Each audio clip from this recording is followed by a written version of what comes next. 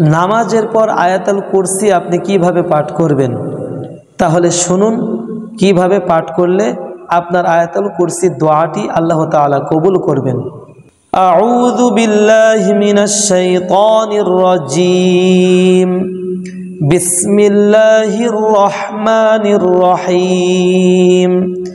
আল্লাহু লা ইলাহা ইল্লাহু আল হাইয়ুল কাইয়্যুম লা তা'খুযুহু সিনাতুন ওয়ালা নাওম লাহু মা ফিস সামাওয়াতি ওয়া মা ফিল আরদ মান যাল্লাযী ইয়াশফা'ু 'ইনদাহু ইল্লা বিইযনিহি ইয়া'লামু মা বাইনা আইদিহিম ওয়া মা খালফাহুম ولا يحيطون بشيء من علمه إلا بما شاء وسع كرسيه السماوات والأرض ولا يؤوده حفظهما وهو العلي العظيم